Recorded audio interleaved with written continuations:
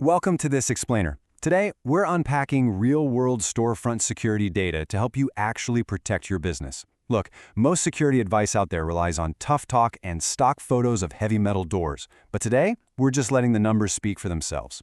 Using a data set of over 150 actual installations from affordable security shutters, we're going to uncover the hidden patterns of retail protection. Okay, let's take a quick look at our agenda for today. We'll be covering 6 years of security data, reactive versus proactive strategies, liquor stores versus dispensaries, finding a trusted vendor, exterior or interior mounting, and finally, an action plan for retailers. Now, right out of the gate, we have to ask a critical question. Are you actually protecting your store, or are you just reacting to crime? It sounds simple, right? But as we'll see in the data, the answer varies wildly depending on your specific business type and your risk tolerance. Section 1. 6 years of security data. So, 156. This number isn't just some theory. It literally represents 156 documented commercial security shutter installs we're looking at across Northern California. This is on-the-ground, factual data collected over the last 6 years, from quiet suburbs to busy downtown centers. When you aggregate a data set this big, we're talking almost 500 individual shutters from San Francisco all the way to Redding, you start spotting these behavioral patterns that are completely invisible if you just look at one job at a time. And the mix of businesses is huge. Liquor stores, cannabis dispensaries, jewelry shops, courthouses, even dental offices. These patterns tell us exactly who is calling for security, when they're making that call, and how different risk levels drive those choices.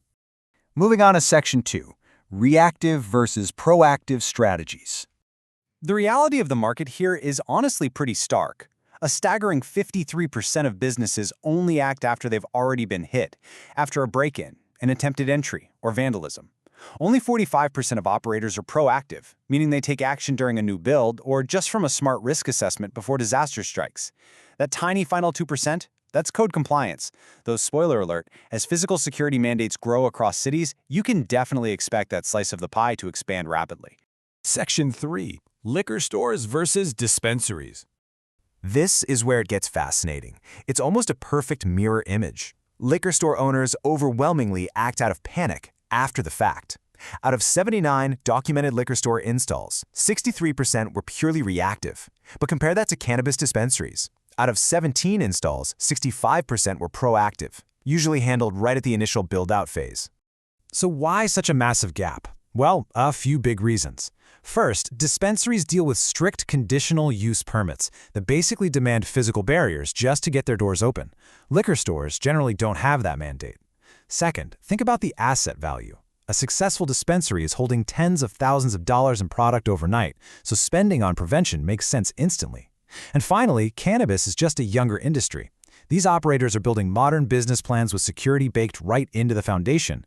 Liquor store owners, on the other hand, are usually retrofitting much older setups built way before security became such a top priority. And just look at how fast this trend accelerates. Cannabis operators went from 0 installs in 2022 to making up 1 out of every 4 installs by 2025. That is incredibly fast growth. Why?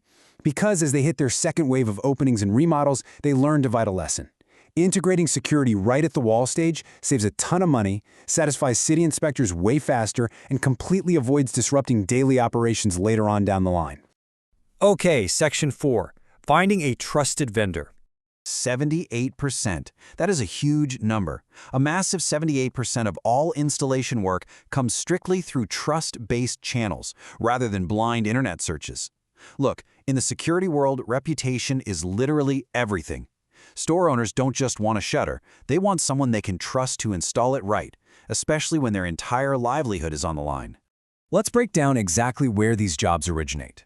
39% are direct referrals from past clients or contractors. 22% are returning clients calling for a second store or renovation. And 16% come from community networks. Honestly, if a vendor relies entirely on internet ads instead of these trust channels, that should tell you something. The remaining 22%, that's cold inbound. And crucially, these are almost always those 3 a.m. panicked Google searches right after a break-in, when urgency is through the roof and decisions are completely rushed. Section 5. Exterior or interior mounting. Now, exterior mounting naturally dominates the data set at 78%. Because of that, you might assume that the 20% of interior installs are just, cheap downgrades or compromises for customers who couldn't afford the real version. But according to the data, that is entirely false. It turns out interior setups are actually brilliant strategic solutions for specific challenges. They usually happen for 3 legitimate reasons. First, building constraints, like historic stone facades or incredibly strict lease rules. Second, licensing mandates, which are highly common for cannabis display cases. Or third, the owner just simply wants the storefront to look completely untouched from the street. The big takeaway here: physical constraints absolutely shouldn't stop you from securing your store. You just need a solid strategy that solves for them. Finally, Section 6, Action Plan for Retailers. So, based on all this data, here is your takeaway right now to protect your business. First, if you run a retail shop like a liquor store, get a trusted vendor's number saved in your phone today. Know the pricing and the timeline now, so you aren't making crucial choices under duress while literally staring at shattered glass. Second, if you're building out a dispensary or any new location, be proactive. Get the install done early at the wall stage. It lowers insurance premiums and avoids major operational headaches. And third, if you have an unusual property with tricky ceilings or strict leases, ask a professional. Don't just assume it can't be protected. The answer is almost always yes if you put in enough upfront thought. I'll leave you with this final thought to consider about your own risk level and readiness. The data clearly shows that folks who act proactively save money, reduce stress, and protect their assets far better than those who just wait around. So take a hard look at your storefront today and ask yourself, are you truly ready, or are you just rolling the dice? Thanks for joining me for this explainer, and I highly encourage you to take these insights and apply them to your own retail strategy today.